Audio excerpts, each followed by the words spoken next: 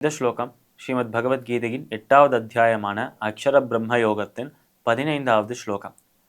இந்த ஸ்லோகத்தில் நம்ம கிருஷ்ணர் அர்ஜுனனை பார்த்து கூறும் விஷயங்கள், இதுவரைக்கும் அவர் சொன்ன விஷயங்கள் என்ன என்றால், எவன் ஒருவன் இறக்கும் தருவாயில் என்னை நினைக்கிறானோ, இறக்கும் தருவாயில் கூட என்னை விட மாட்டேங்கிறானோ, அவனுக்கு மோட்சத்தை நான் அளிப்பேன் என்று சொன்னார்.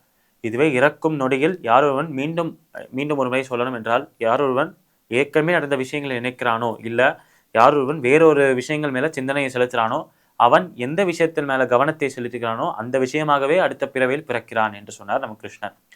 அடுத்தது, எவன் ஒருவன் இறுதி காலத்தில் என்னை மறக்க மாட்டானோ அவனை நான் மறக்க மாட்டேன் என்று சொன்னார் கிருஷ்ணர்.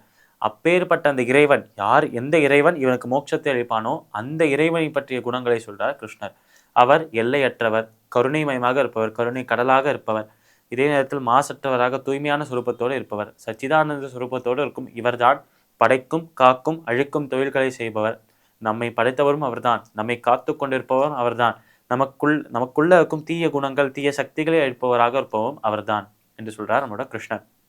இது எல்லாத்தையுமே சொல்லிட்டு, அப்பேற்பட்ட அந்த இறைவன் நிலையாக இருக்கும், மாசற்று எப்பொழுதும் நித்தியமாக இருக்கும் அந்த இறைவன், எங்கும் நிறைந்திருக்கும் அந்த இறைவன், அப்படி அனைத்தும் அறிந்த அந்த ஒரு இறைவனை நீ அறிய வேண்டும் என்றால், அனைத்தும் அறிந்த அந்த இறைவனின் சிந்தனை உனக்கு வர வேண்டும் என்றால், நீ சிறு வயதிலிருந்தே அந்த விஷயத்தை உணர்ந்து கொள்ள வேண்டும் என்று நமக்கு ஒரு அறிவுரையாக நம்ம கிருஷ்ணா சொன்னார்.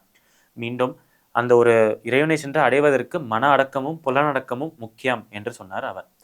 இப்ப இந்த ஸ்லோகத்தில் நம்ம கிருஷ்ணா சொல்ற விஷயங்கள், அர்ஜுனா நான் இறைவன் என்று யார் உணர்கிறாரோ, இந்த இடத்தில் நம்ம கிருஷ்ணர் தொடக்கத்திலிருந்து, பகவத்கீதையின் தொடக்கத்திலிருந்து அர்ஜுனருக்கு கிருஷ்ணர் தான் இறைவன் என்று தெரியும். அந்த இறைவனிடம் அந்த இறைவனை பற்றியே கேட்கிறோம் என்று ஒரு ஆனந்தம் மனதுக்குள் இருந்ததாம் அர்ஜுனனுக்கு. என்றால் ஒரு விஷயத்தை பற்றி நம்ம இப்போ ஒரு 3வது நபரை பற்றி ஒருத்தர்கிட்ட கேட்குறோம். அவர்கிட்ட கேட்டா, ஓ அவரா, அவர் இப்படி இருப்பார், அவர் அப்படி இருப்பார் என்று இவர் சொல்லலாம். இதுவே ஒரு நபரை பற்றி தெரிந்து கொள்ளணும் என்று அவர்கிட்டே போய் கேட்டோம் என்றால், நம்மை பற்றி தெரிந்தவர்கள் நம்மை விட சிறந்தவர்கள் யாருமே கிடையாது. அதனால் அந்த இறைவனை பற்றி தெரிந்து கொள்ளணும் என்றால், அவரை பற்றி சொல்வதற்கு எக்கச்சக்கமான நபர்கள் இருந்தாலும் அவரை பற்றி அவரேதான் முழுமையாக சொல்ல முடியும் என்ற காரணத்தினால், இறைவா கிருஷ்ணா நீயே அந்த பதிலை சொல்ல வேண்டும் என்று கேட்டார் நம்ம அர்ஜுனர். அதற்கு ஒரு விளக்கமாக தான் இந்த பகவத்கீதையை சொன்னார் நம்ம கிருஷ்ணர். சுருக்கமாக இந்த ஸ்லோகத்தில் அவர் சொல்ற ஒரு விஷயம், அர்ஜுனா இறுதி கட்டத்தில் மரண தருவாயில் கூட என்னை மறக்காத நபர்கள், என் காலை என் திருவடியை பிடித்து கொண்டிருக்கும் நபர்கள், அந்த திருவடியை தொட்ட அடுத்த நொடியே அவ மோட்சம் பெறுவதற்கு தகுதியுடையவர்களாக மாறிவிட்டார்கள். ஆனால் மனதுக்குள்ள அந்த இறைவனின் திருவடியை பற்றி கொண்டோம் என்றால், அவரின் இதமாக இருக்கும் அந்த பரமபதத்தை அறிந்து மீண்டும் இந்த பிறப்பு இறப்பு என்கிற சாகரத்தில் இந்த சம்சாரத்துக்குள்ள வராமல் பிறப்பற்ற சுரூபமாக பிறப்பற்ற நிலையாக இருக்கும் அந்த மோட்சத்தை நாம் அடைவோம் என்று சொல்றார் நம்மளோட கிருஷ்ணர்.